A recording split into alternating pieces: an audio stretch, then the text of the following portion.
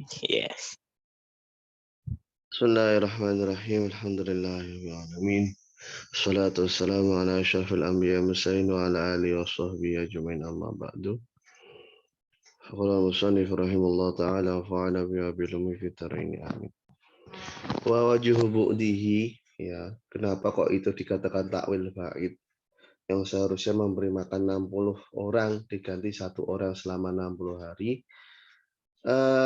Anau tubirafi malam yuzkar minal mudhafi wa ulya fi ma dzaka min adadil masakin al-dhahir qastuhu. Jadi di sana nanti kan semacam ada mudhaf yang tidak disebutkan untuk diiktibar dan justru mengilgha jumlah bilangan yang sebelumnya telah disebutkan. Kan kalau kita mengacu pada instruksinya kan memberi makan 60 orang kan begitu.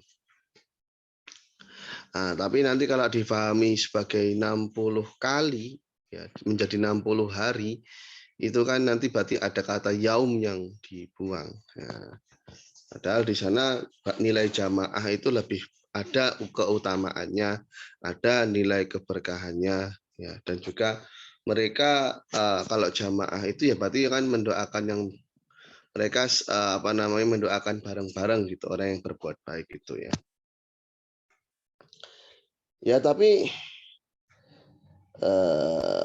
istilahnya memang yang dilihat tuh kuantitasnya, kuantitas personilnya gitu. Tentunya ini akan berbeda dengan berbeda babnya. Kayak contoh lebih baik mana punya 60 murid atau punya 1 murid yang kualitas 1 murid sebanding dengan 60 murid. Ini kan ulama juga beda pendapat. Ada yang mengatakan mending punya 1 murid ditelatih istilahnya ditekuni gitu kan. Nah, sehingga kapasitas dan kualitasnya itu membandingi 60 orang gitu. Ya kan Imam Ibnu Malik lah muridnya cuma 4 tapi 1 orang semacam Imam Badruddin atau Imam Nawawi kan ya orang 1000 aja belum tentu sebanding dengan Imam Nawawi. Atau antum sudah merasa sebanding? Enggak, Enggak ya. di bawahnya. Oh di Pede banget lagi di bawahnya. Iya. Ya anggaplah itu sebuah doa atau pengharapan ya. Atau kalau itu nggak usah dibandingin dan. Oh ya, siap. Sebagaimana takwil khobar dari Abi Daud la siyama liman lam yubayyid. Tidak ada puasa bagi orang yang tidak menanamkan niat di malam hari. Nah, bil qada' wan nazar. Ini ditakwil hanya untuk aplikasi qada' dan nazar. Kenapa? Lisihati gharima biniati min nahari indahum. Karena nggak apa-apa kalau selain qada' dan nazar itu kita niati di siang hari. Nah, di sini letak buatnya di mana? Karena qasrunil am akan membatasi cakupan nilai umumnya. Nah, nasnya kan bernilai umum nih, ada nafi bertemu dengan la. Nah, tapi membatasi di sini ada praktek pembatasan itu. Padahal nas itu nilainya umum, bahkan mencakup sesuatu yang langka. Wajib ba'dahu tat. Bu'dun jauh. Oh, wajib bu'dihi. Oh ya, sorry tat. Yang kan saya bingung. Antum sambil lihat tulisannya sambil dengarkan ucapan saya. Saya ngomongnya bu'dun dari tadi. Iya tat. Sorry. Mungkin antum sedang berekreasi pikirannya, mengarungi nahu sorobnya. Linutratil qada' wan nazar. Ya. Nilai keumuman itu mencakup hal yang nadir, hal yang langka semacam qada' dan juga nazar. Contoh lagi sebagaimana takwil Abu Hanifah, khobar Ibnu Hibban. Zakatul janin, zakatul ummihi. Bisa dibaca rofa atau bisa dibaca nasab. Jadi dengan konsep tasbih. Jadi termasuk tasbih baligh ya, karena membuang adatu tasbih dan juga wajhu syabahnya. Nah, tasbih baligh. Ini takwilan dari Abu Hanifah. Fal murad bil janin al hayyu li hurmatil mayyit indahu wa ahallahu sahibahu kasyafi. Yang dikehendaki dengan janin di sini adalah makhluk yang hidup.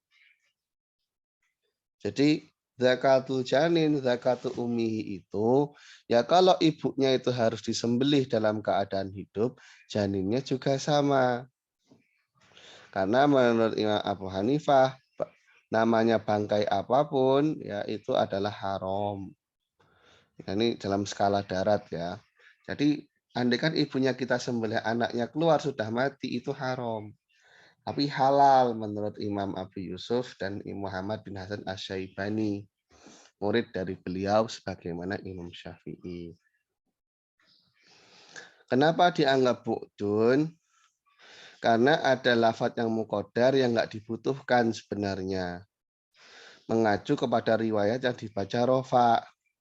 Nah, riwayat yang dibaca rofa ini malah riwayat yang mahfud. Riwayat yang mahfud itu perlawanan dari riwayat yang lemah. Namanya riwayat mahfud. Atau lawan dari matruk. Seingat saya mahfud itu lawan dari matruk.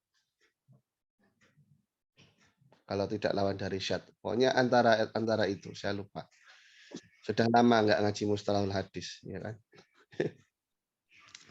Nah, jadi zakatul janin itu ya diirobi apa namanya zakatul janin diirobi sebagai khobar dari apa yang disebutkan setelahnya. Maksudnya zakatul umul janin zakatun lahu. Sembelihan untuk ibunya janin adalah sembelihan untuknya. Nah, mengacu riwayat yang nasab, kalaupun ini betul, itu dijadikan dzarfiyah, yakni zakatul janin hasilatun waktu zakat ummihi. Baik rofa ataupun nasab, itu semua arahnya sama, sebagaimana yang dipaparkan Imam Syafi'i, yakni acuan penyembelihan janin itu mengacu pada penyembelihan ibunya. Yang digandakan dengan janin itu mayit, ya. Nah, ketika sembelihan untuk ibunya itu bisa menghalalkan ibunya, maka juga akan menghalalkan si janin tersebut karena mengikuti pada konsep ibunya janin. Jelas ya. Terus Ntar dulu itu yang Mama Abu Hanifah jadi nasab. beliau juga dibaca nasab ataupun dibaca rofa, tapi konsep takwilnya itu adalah tasbih gitu loh. Jadi beliau menganggap itu ada konsep tasbihnya. Bukannya Imam Syafi'i juga gitu. Zakatul janin misal zakati ummihi. Kalau Imam Syafi'i itu justru zakatul janinnya itu menjadi khobar. Oh Jadi iya udah salah. Kata Willy Abi Hanifah. Oh ya. ya. Sekarang kita akan membahas mujmal dan mubayyan. Definisi mujmal adalah yang tidak jelas arah indikasinya, baik berupa ucapan ataupun pekerjaan. Umpama Rasul berdiri rakaat kedua dengan tanpa tasyahud. Ini ihtimal bisa karena sengaja atau emang karena unsur lupa. Dikecualikan dari keterangan muhmal ya, karena muhmal itu tidak ada dalalahnya sama sekali. Jadi mujmal itu bukan muhmal. Muhmal itu tidak memberikan indikasi apapun, tapi kalau mujmal ada indikasinya, cuma tidak bisa kita identifikasi secara pasti ke arah mana indikasi itu mengarah gitu. Jadi ada maknanya. Maknanya ini ada beberapa poin, tapi kita tidak bisa menentukannya secara pasti. Itu mujmal. Kalau muhmal itu malah tidak ada maknanya sama sekali. mengecualikan juga konsep mubayyan. Kalau mubayyan itu dalalahnya sudah dijelaskan. Namanya mubayyan. Contoh-contoh yang dikatakan mujmal ya. Menurut qaul ashah tidak ada mujmal dalam ayat syariqah. Ya, dalam ayat syariqah itu ya yang ada keterangan potonglah kedua tangannya. Nah, ini tidak ada mujmal baik dalam kasus tangan ataupun dalam kasus pemotongannya. Menurut Qil, keduanya itu mujmal. Karena yat itu diucapkan atas organ tubuh yang sampai hitungan apa ini namanya? Telapak tangan, ku itu ya. Apa sih namanya? Telapak tangan yang nyambung ke lengan bawah itu namanya apa? Pergelangan ya, pergelangan. Dan juga bisa diucapkan untuk mirfak, untuk siku. Jadi bahasa ayat itu masih ambigu. Apakah yang dikehendaki itu sampai siku, ataukah yang dikehendaki pergelangan tangan saja. Bahkan ilal mankib, bahkan sampai bahu. Nah, yang disebut tangan ini masih ambigu sekali karena juga bisa memasukkan organ-organ yang berada di bawah bahu. Nah, bahasa memotong itu juga ambigu karena bisa artinya memisah, jadi potong itu memisahkan satu organ dengan organ yang lain, atau alal jarah, ya, atau alal jurah, jurah itu luka. Jadi memotong itu kadang tidak dalam artian membelahnya menjadi dua, tapi hanya melukai. Ya. Dan tidak ada kejelasan pada salah satunya. Namun penjelasan dari syariat ya dengan adanya konsentrasi pada pergelangan itu sudah menjelaskan maksud dari yad di sana. Jawaban dari Syekh Abu Zakaria Al-Ansori, ucapan semacam itu tidak bisa kita benarkan karena namanya tangan itu secara zahir untuk organ yang disebutkan memang kepada bahu ya. Dan untuk kotok itu juga zahir, jelas yang dikehendaki kotok di situ artinya adalah memisah. Nah, syariat menjelaskan bahwasanya praktek pemisahan pergelangan itu menjadi dalil bahwasanya yang dikehendaki adalah sebagian saja dari lafaz yang disebutkan keseluruhan. Kalau arti basicnya itu udah jelas namanya tangan itu ya organ sampai bahu. Ibadah Cuman apa tuh? apa? Ibadah. Ibanah memotong, Pak, memisah. Bukan menjelaskan ya. Itu bayana yubayinu, Pak. Oh, ada. Iya. Lihat konteksnya, Pak. Abana yubinu itu artinya bisa memotong, memisah, memastikan gitu.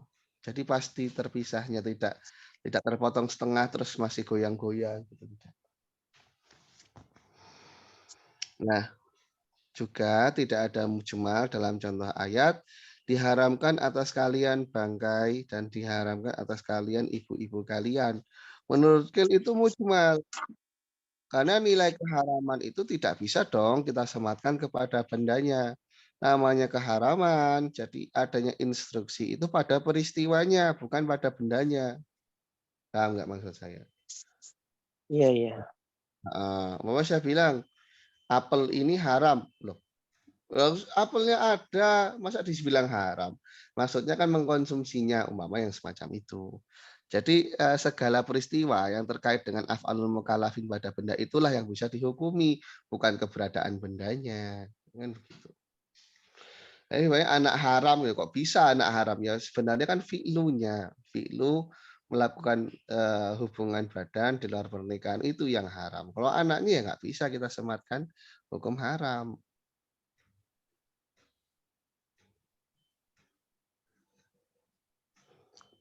Tat, Ya. terusin dulu deh. Nanti saya mau nanya. Nah, ya. Maka di sini kita harus apa namanya? Kita persepsikan ada lafadz di sana. Wa wa mutaimilun li umurin la hajata ila jami'iha. Wala muraja li ba'diha fakana mujmalan. Nah, kita kan harus takdir nih. Nah, tapi takdirnya itu nanti ihtimal ya antara beberapa poin yang tentunya semuanya nggak perlu disebutkan. Namun juga tidak ada murojih, tidak ada sebuah indikator yang mendominasi untuk satu poin dibandingkan poin yang lain. Maka ya mau nggak mau kita akan katakan ini mujmal menurut Gil. Jawaban dari Syekh Zakaria Al-Ansori al-murajih maujud. Loh ada kok sisi murajihnya. Yakni uruf. Nah, uruf ini akan menjadi penentu hukum. Karena yang diarahkan dalam ayat pertama mengenai bangkai itu yang haram memakannya dan semacamnya. Memakannya dan memanfaatkannya. Dan yang kedua itu adalah haram untuk bersenang-senang yang berkaitan dengan hubungan badan dan yang berhubungan dengan itu. Jadi taladzut dengan ibu itu nggak boleh. Tuh. Tapi kan di ibu makan juga nggak boleh. Masa makan ibu ya nggak boleh juga.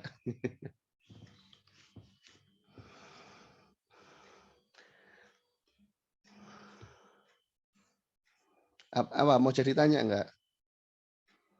Jadi Mumpung oh, iya, kan. ini kan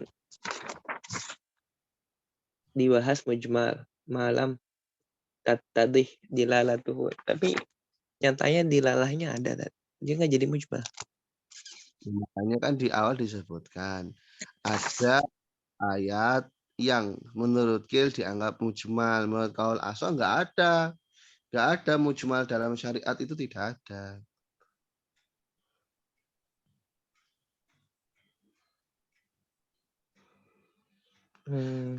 Awalnya mujmal dalam syariat, kemudian menjadi mubayan ada, tapi yang mujmal sampai Rasul wafat itu tidak ada.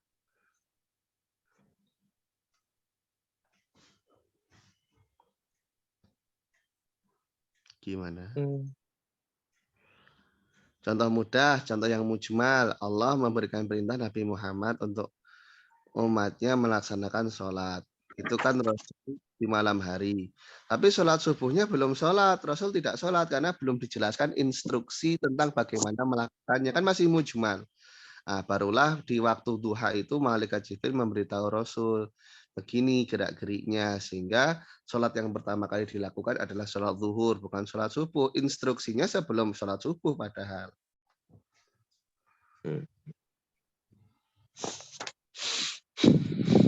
Ya. Ada lagi? Nggak ada. Udah. Oke.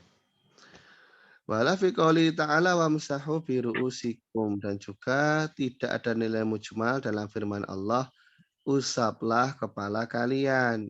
Menurut Kil itu mujmal karena usap ini spekulatif antara kesenangan dan sebahagiaannya saja. Nah, tapi nanti ada nilai mubayyinnya yakni bahwa syariat mengarahkan untuk mengusap ubun-ubun. Jawaban Syekh Zakaria Al-Ansori, taradud itu nilai spekulasi itu tidak dapat dibenarkan. Ya, karena namanya mashu itu aplikasinya bisa digunakan untuk angka minimalnya melakukan usapan. Bi'aqali mayantoliku alil ismu babi ghairihi dengan yang lain pun bisa. Dan juga dengan praktik adanya syari Nabi Muhammad di sana mengusap ubun-ubunnya. Kemudian juga pada khobarnya Imam Baihaqi. Rufi'at ummati ala khata' ya. Diangkat dari umatku adalah sebuah kesalahan. Wa nisyan wa mastukrihu alaih dan hal yang lupa dan apa-apa yang dipaksakan kepadanya. Menurut Kil itu mujmal. Kenapa? Karena tidak secara realitas kan itu semua hal terjadi yang dimananya katanya diangkat. Yang dihilangkan itu mana orang lupa ada, orang dipaksa ada. Orang berbuat kesalahan secara real bisa kita tangkap kok dengan organ indrawi kita. Yang dihilangkan itu apanya? maka tentu di sini harus ada takdir. Nah, tapi takdirnya ihtimal. Ini mau kita takdirkan apa? Semuanya dalam standar yang sama dan tidak ada murojih. Kata Syekh Zakaria, loh murojihnya ada, yakni huruf. Huruflah yang berperan menjadi penentu, pencetus hukum di sana. Nah, yang dikehendaki dari kata rof'u itu adalah al-mu'akhodah, tidak siksa, diangkat siksaannya. Peristiwanya tetap terjadi, tapi mu'akhozah dari apa yang dilakukan itu tidak terjadi. Mu'akhadha apa? Mu'akhozah itu menghukum karena perbuatan.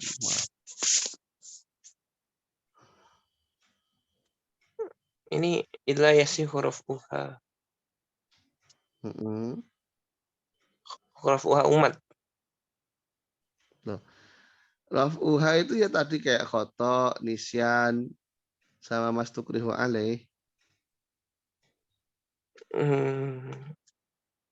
Jawabnya apa? Fakana. Al-murajjih mawjudun wa huwa al-urf wa fa'inahu qadim. Raf'ul mu'akhadha apa tadi? Mu'akhodah itu menghukum. Menghukum. Iya, jadi yang dikehendaki dengan rufi'an umati al-khoto itu adalah yang dihilangkan adalah hukumnya karena melakukan kesalahan, lupa atau apa yang dipaksakan. Walaupun itu real. Walaupun itu real Real terjadi, salah.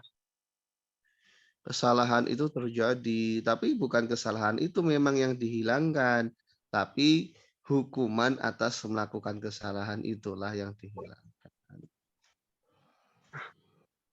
Iya kan?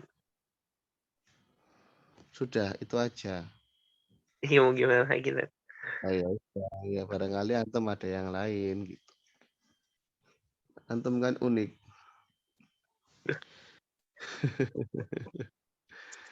Dan juga tidak ada praktek ikmal dalam khabarnya Tirmidzi. La nikaha illa biwaliyin. Tidak ada pernikahan kecuali dengan wali. Menurutku ini mujmal karena tidak bisa kita nafikan konsep pernikahan dengan tanpa wali. Ada prakteknya dalam kehidupan nyata itu ada pernikahan dengan tanpa wali. Maka kan harus ditakdirkan antara sihah dan kamal. Tapi tidak ada yang menjurus pada salah satunya. Kita jawab ya, nantinya bahwasanya di sana itu ada nilai yang bisa menjadi indikator pada salah satunya terkait dengan keabsahan pernikahan tersebut. Karena la nikah ila biwaliyin ini maknanya lebih dekat untuk menafikan zatnya ya. Itsman tafatsihatu la yu'tadu bi fayakunu kal ma'dud. Karena sesuatu yang dinegasi keabsahannya, maka tidak diiktibar dong, tidak dihitung dong. Maka seolah-olah memang pernikahan itu tidak ada. Berbeda halnya dengan penafian kesempurnaan. Jadi tidak Saya ada ulang kan? pernikahan. Itu bitakdiri taslimi dari murajjih. Coba Linafsi sihah. coba gimana? Jadi dengan mempersepsikan adanya murojih yang menafikan keabsahan itu ada.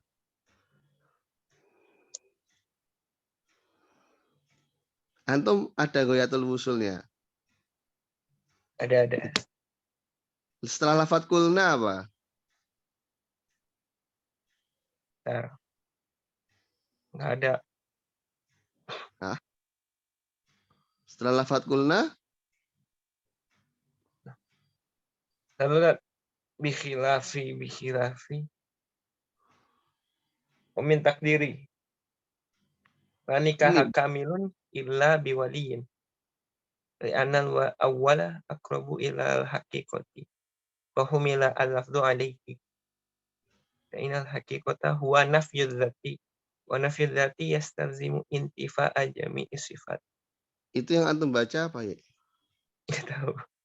Nggak ada dat. Lalu dat. Liwuduh dilalatil kamal. Mana ya? Nggak ada di sini qauluhnya. Enggak, itu antum buka apa Thariqatul Husul? Iya. Enggak, maksud saya di matan Ghayatul Usulnya. Kulna Oh, bitakdir taslim itu gimana lafadznya di situ? kulna bitakdiri taslimi dzalikal murajjih linafyis sihhati maujudun wa huwa qurbuhu min nafidhati Berarti kan idma'in. Hah? Emang berarti kan beda? berarti kan redaksinya sama gitu loh. Ya. Hmm. Jadi kan bitakdiri taslimi dzalik al murajjih lin nafisihah Antum maujud. nyari mubtadanya, Tat. Ya mubtadanya al murajjih. Ya itu kira-kira Tat. Wa bitakdir. Enggak tahu, Tat. Mubtadanya itu murajjih. Kok bisa? Jadi begini, ini tak muta'aliknya dari murajihnya didahulukan. Andaikan kita taslim ya, bahwasannya dia mutaradid antara sihah dan kamal, murajih yang menafikan sihah itu ada. Gitu loh, paham? Ya. Nah, apa murajihnya? Yakni kurbuhu min nafidzat. Secara pemaknaan itu lebih dekat untuk menafikan zat, tidak ada pernikahan, tidak ada zat pernikahan. Karena sesuatu yang menafikan keabsahan itu otomatis hal tersebut tidak dianggap secara syarak. Nah, sesuatu yang tidak dianggap maka ya dianggap tidak, maka hal itu ya tidak ada. Layu tadubi kal makdum. Makanya orientasinya lebih dekat kepada nafyus sihah. Kalau secara verbal kita pahami la nikah kan tidak ada pernikahan, yang dinafikan zatnya. Nah, menafikan zat ini dekat konsepnya dengan menafikan keabsahan. Karena ketika keabsahannya itu tidak dianggap, maka hal tersebut sebagaimana tidak ada. Itu Ah, murajihnya. enggak murojih ke ah, la nikah sahihun kan berarti kan. La nikah Iya, illa biwali kan la nikah sahihun illa biwaliyin kan. iya betul. Murojih sahihnya apa tadi? Nah itu murajih sahihnya ditinjau dari nafyu zatnya. Nafyu sihah itu dekat dengan nafyu zat. Kurbuhu itu ke nafyu sihah. Kurbuh ini kena fiusiha. Mm-mm. Lalu lihat, nakdirkan taslimi dzalikal murajjih pada linafisiha wujudun itu ada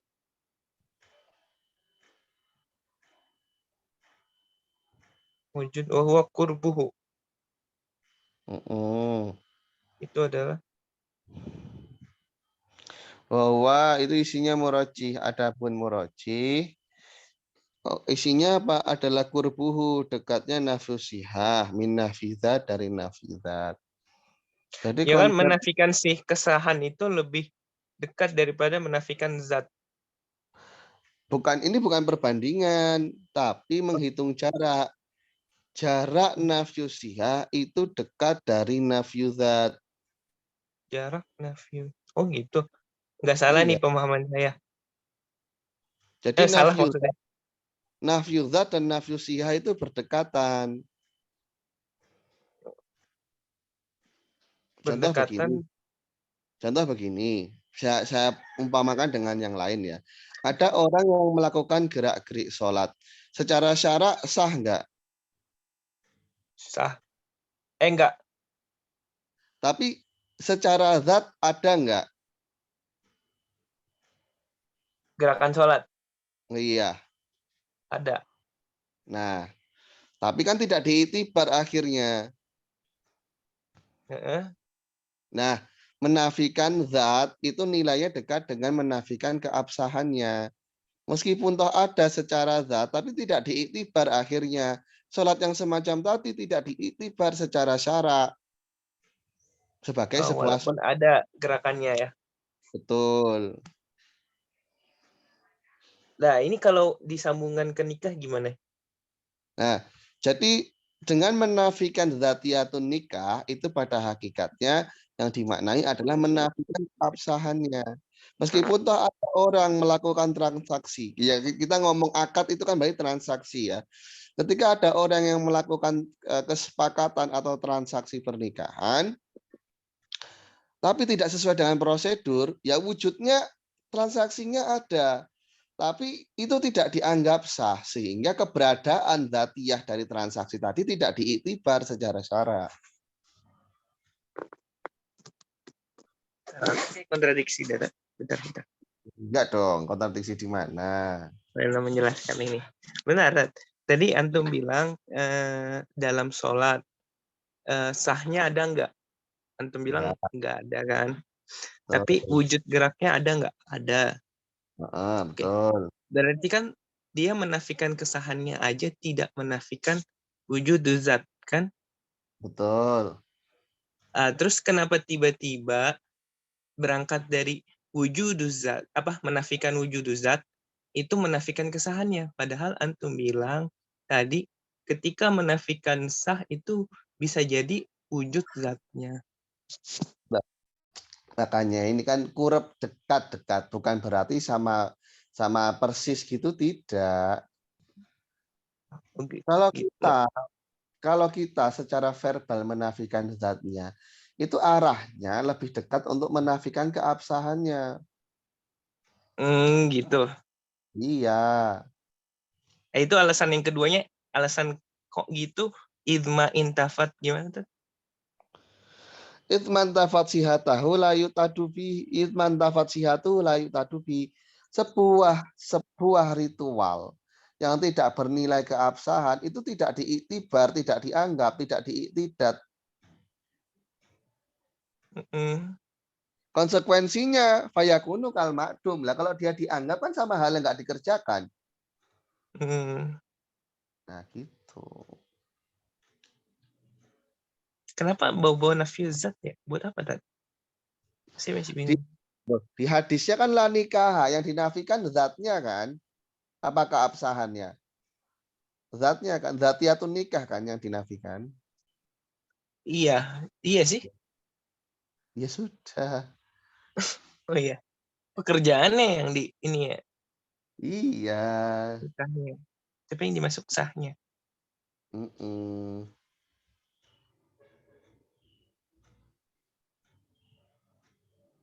Oh gitu. Ribet ya. Iya. Ya udah.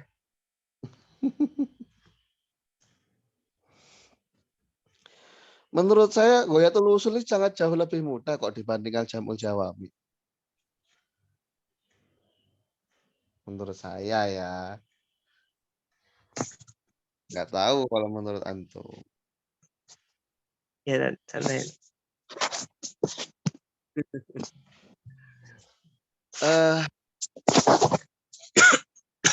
Wuduhi dalatil kulli kama maro bayanu fala ijmala fi syai'in. Karena dari apa yang telah terlewat itu semua nilai dalalahnya sudah wuduh, sudah jelas. Ya. Contoh-contoh yang mujmalah, ya contoh jumal, contohnya masalah qur'. Jadi qur' itu sebenarnya istirok antara tuhur dan haid. Kalau antum masih bingung loh kok bisa ada satu lafadz mengandung dua makna yang bertolak belakang. Ya sebagaimana bilangan. Bilangan itu kan bisa ganjil, bisa genap. Bertolak belakang enggak? Kan Ya kan bertolak belakang. sama-sama bilangan. Nah iya, tapi bertolak belakang kan. Iya.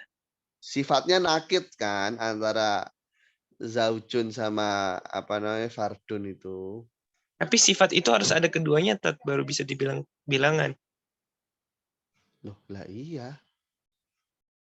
Beda nih, beda cerita sama kuru. Kuru. Ya harus ada ceweknya dulu baru disebut kuru. Enggak, ya kan yang di ininya masa artinya tuh antara tohar apa haid. Enggak bisa dua-duanya ada, harus ada salah satunya. Bukan nggak bisa dua-duanya ada mencakup. Loh. Ya bedanya dengan bilangan apa? Enggak, maksudnya kan artinya kan orang pasti kan nanti condong ke salah satu dari duanya. nggak mengiktibar dua-duanya. Loh, diiktibar sebagai sesuatu yang silih berganti, murotab. Nggak masa iya? Loh, orang kalau mens, masa nggak ada masa sucinya? Ada. Ya iya. Maksud saya kan dalam mengartikan ini kuru. Iya. Itu kan nggak bisa. Akhirnya kan milih Iya. ulama ini. Loh, ya iya, tapi kan yang ditinjau itu kan secara harfiahnya qura itu istirok. Kemudian nanti dispesifikasi. Kan begitu.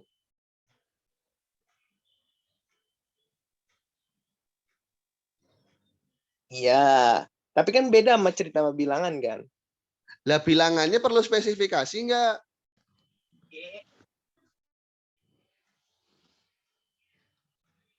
Kan tinggal gitu aja. Kalau qura Iya. umpama nggak kita bawa ke kasuistik, kita kaji secara logo saja tanpa melihat syakul kalam. Ya tetap istirok. Bilangan juga sama. Kan Iya. begitu. Ya nanti kan tetap aja kuru ini apa gitu. Nah, Oh makanya ini itu adalah. dilihat dalam Tapi koridor. bilangan kan nggak gitu. Bilangan ini apa? Bilangan ini adalah kumpulan angka-angka ganjil dan genap. Kalau antum bahas qura secara logo juga begitu, Pak. Nilai spesifiknya itu kan kalau temanya antum spesifikkan. Ya Ya kan? udah. Iya deh. Dipaksa walaupun saya. Iya. Ya, terserah antum lah. Antum percaya ya ya boleh juga nggak apa-apa. Bukan kewajiban saya untuk membuat Anda setuju. Ini kan sebatas yang saya tahu, bukan saya memaksakan kehendak. Jadi nilai spesifik itu ya nilai itu ya lihat siakul kalamnya. Kayak kata bisa dalam bahasa Indonesia. Bisa ini bisa berarti kemampuan, bisa berarti racun, bisa kata kerja, bisa kata benda. Tergantung siakul kalamnya. Di mana kata itu diletakkan kan begitu. Iya, tapi kan nggak pernah mengandung dua makna sekaligus, Tat. Maksudnya ketika bersatu kepada kalimat lain. Nah, iya deh. Kalau kuruk satu dengan kalimat lain tetap bisa dua-duanya gitu. Nggak bisa, kalau bilangan bisa, Tat. Oh, bilangan Kalau bisa, 12. kalau bisa tadi. Kalau bisa, nggak bisa. Nanti kalau udah ke satu, nggak bisa kedua-duanya. Berarti contohnya harusnya kata bisa dari tadi. Nggak ada.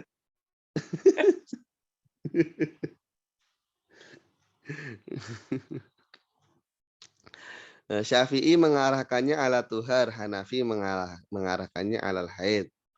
Ya, sesuai dengan dalilnya masing-masing. Contohnya kata nur itu bisa untuk akal, bisa untuk cahaya. Karena ada titik temunya, keduanya bisa menjadi petunjuk untuk salah satunya. Ya. Kata nur bisa untuk akal, bisa untuk cahaya matahari. Meskipun sebenarnya kalau kita lihat dalam kebahasaan, mungkin nur ini secara harfiah lebih ke syams ya. Cuman kan masalahnya kadang tinjauan itu nggak melulu ke lughah, kadang ada tinjauan uruf, ada tinjauan syara, uruf pun ada uruf am, uruf khos. Jadi ya sangat komplikasi menurut saya. Menurut saya. Yang jadi iktibar itu kan wadeknya atau lughahnya. Kalau itibar wadeknya ya semua bisa punya peran, uruf punya peran, lughah punya peran, syara punya peran. Tapi wadek itu hanya dikhususkan untuk perspektif lughah, berarti ya selain lughah yang ini jatuhnya majas. Enggak, itu kan dasar. Oh, siap. Yang sudah suhu siap. Enggak, maksudnya dasar ilmunya kan begitu kan. Bilang Iya. itu pelajaran. Saya kira itu pelajaran dasar. Enggak, dasar ilmunya emang begitu. Tapi bukan pelajaran dasar. Bukan tenang. Berikutnya ada al-jism. Jism ini bisa untuk langit, bisa untuk bumi. Karena langit dan bumi ini sama-sama luas dan berbilang. umpama begitu. Kan di sini masalah umpamakan begitu. Ya terserah lah ya mau mengacu bumi datar atau bumi bulat terserah. Sebenarnya saya sendiri ketika disebut langit itu masih bingung. Yang disebut langit itu yang mananya. Kalau yang putih kan awan. Yang dikehendaki dengan langit itu yang mana? Siatan apa tuh? Siatan tadi. Luas. Wah, bukannya kok bisa siatan? Idatan gitu dong. Kan wasa ayasiu. Saatun. Saatun wawunya dibuang. Bukan Apa jadi saatun? idatan, siatan enggak gitu. Iya siatan insya Allah. Saya agak lupa. Soalnya ada yang ngomong saah juga deh. Tapi wallah alam. Mungkin saya yang lupa. Saah pendek bukan saah jam. Cuman mungkin saya yang lupa. Luas artinya ada dan bilangan. Iya di kamus juga saatun pakai fathah saatun. Saatun artinya kapasitas volume.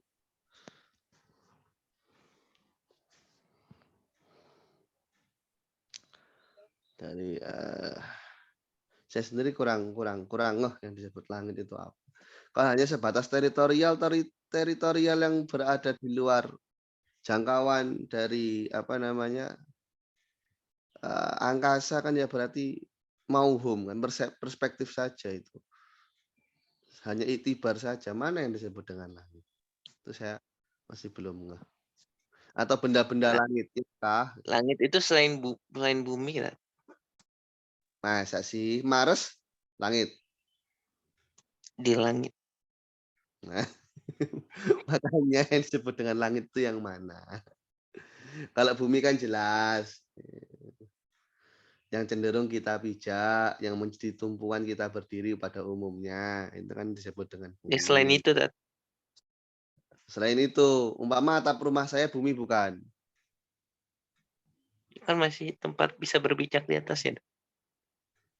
Berarti yang kita nggak bisa berpijak nih, maksudnya langit. Iya. Umpama saya membuat ruang yang anti gravitasi, saya melayang-layang di sana. Itu langit namanya. Iya. Ya itu masalah istilah ya, cuman saya wallah yang disebut langit itu yang mana? Saya nggak tahu.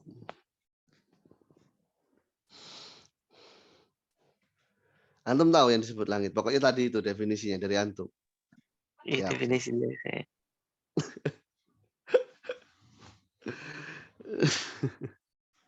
Contoh, tapi sebagaimana Al-Mukhtar, ya, kata Al-Mukhtar ini masih spekulatif, isim fa'il atau isim maf'ul, Al-Munqadh juga sama. Karena iklalnya sama nanti. Ya ini ada ya yang dirubah jadi alif, padahal ya itu bisa harokatnya bisa kasrah, bisa fathah. Mukhtar itu kan Munkot bisa artinya apa? munkot. Munqadh. Awalnya kan munqayyidun, isim fa'il, ada juga munqayyadun, isim maf'ul, terus diiklal jadi munqadh sama-sama dibaca munqadh. Oh iya. Oh ini mujmal ya. Iya mujmal karena kita nggak bisa identifikasi ini sebenarnya kasroh atau fathah. Sama kayak maula. Maula itu bisa tuannya, bisa budaknya. Bisa kan nama sahabat maula Rasulillah. Jadi hamba sahayanya Rasul yang Rasul merdekakan. Maula juga bisa berarti tuan, maulana. Ini kan mujmal. Ini di lafaz ada, Tat. Katanya Apa? nggak ada. Ini di lafaz ada katanya agama nggak ada mujmal. Tadi gimana sih, Tat? Bukan nggak ada kemudian nggak mubayan gitu loh. Ada terus mubayan. Yang tadi ada mubayan. Heeh. Kalau yang ini nggak. Loh, iya dalam syariat, jadi yang berkaitan dengan hukum syariat itu sudah mubayan semua. Gitu Udah loh. mubayan semua walaupun mujmal. Awal pun berawal dari mujmal. Ya contoh kayak perintah itu awalnya. Sholat gerak-geriknya gimana? Belum dikasih tahu. Itu.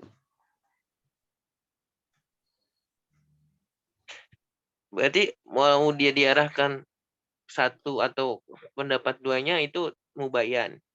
Mubayyan Jadi semua ikhtilaf pada jadi akhirnya. ikhtilaf aja udah.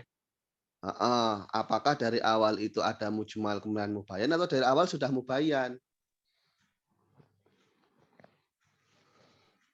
Berarti ikhtilaful tuh di lafat-lafat mujmal, Dat. Enggak melulu kan? Kadang di lafadz yang am juga terjadi khilaf bisa. Karena Kalau yang menganggap udah hmm, jelas nggak boleh ada khilaf kan? kalau antum gunakan bahasa nas, kalau nas itu tidak ada khilaf. Karena nas itu maknanya hanya satu saja, gitu loh. Tidak spekulatif. Nah, yang spekulatif ini kan semacam dohir, mujmal, yang am. Kadang seorang mujtahid melihatnya ini am tapi tidak ditaksis, yang lain menganggap ini ditaksis. Di sana muara terjadinya khilaf.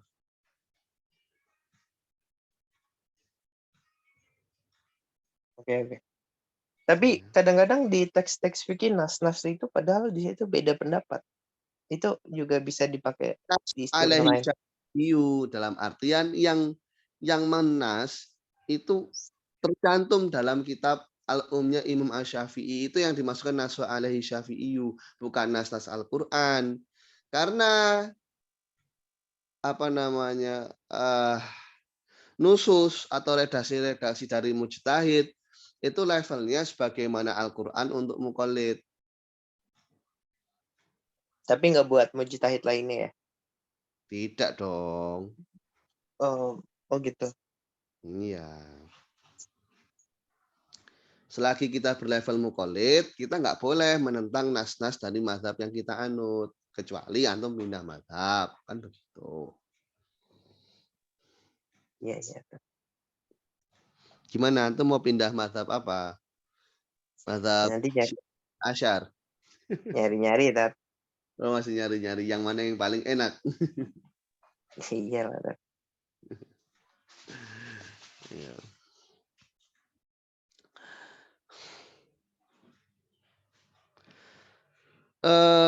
Mazhab Abu Hanifah enak kok kalau kita sholat nggak bisa sholat dengan menggerakkan kepala udah nggak wajib sholat. Jadi angka minimalnya itu dengan tidak bisa menggerakkan kepala atau isyarat. Kalau Imam Syafi'i kan masih wajib pakai hati. Kalau Imam Abu Hanifah ketika fisik sudah tidak bisa diajak koordinasi ya sudah tidak wajib sholat. Oh gitu tat. Iya, mazhab Imam Abu Hanifah. Gimana? Mau Hmm. nyoba dulu kayak gitu?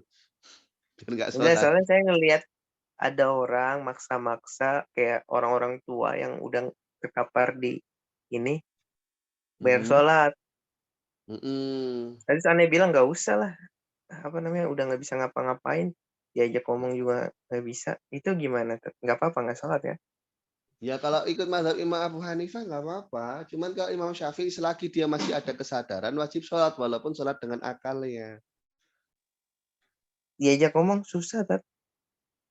Diajak ngomong susah kan bukan berarti nggak punya kesadaran, Pak. Iya sadar kadang-kadang Pak. Ya saat sadar wajib, saat tidak sadar ya tidak wajib. Iya artinya kan sangat sulit buat dia buat sangat Iya. sulit Tat. Nggak bisa Kalaupun toh ngapa-ngapain. cucinya tuh ribet sekali kan gitu. Iya Ngerasain tangan aja mati-matian kan gitu. nggak bisa gerak. Maksudnya iya, emang benar nggak bisa gerak. Itu gimana Tat? Nggak apa-apa Tat. Ya kalau ikut mazhab Imam Abu Hanifah nggak apa-apa. Kalau Nggak memang dia artinya sudah kita bilang oh nggak usah lah. Dia kasihan udah nggak bisa ngapa-ngapain juga. Kamu maksain juga dia nggak bakal ngerti. Susah. ya kalau nggak bakal ngerti berarti nggak punya kesadaran sudah. Kesadarannya itu sudah sangat Punya minim.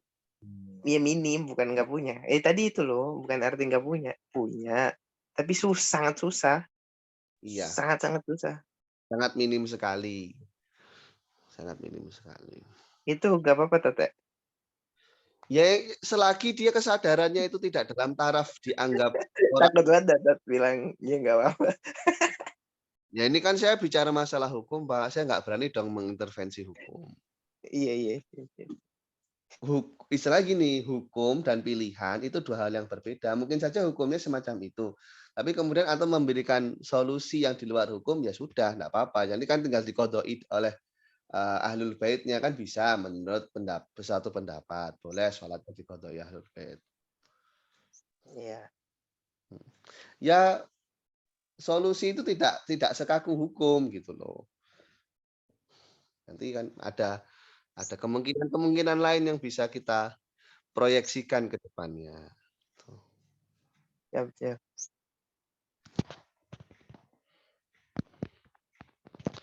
Ada yang mau ditanyakan lagi? Benar. Ya. Kalau nggak ada ya nggak apa-apa. Mungkin saya cukupkan dulu sekian ya. Nanti kita lanjut besok insya Allah di jam 1 sebagaimana biasa. Sebenarnya ngaji-ngaji yang lain yang belum hatam mau saya hatamkan. Cuman ya pada bisa enggak gitu. Afisena soalnya Saya lagi ya, Mas.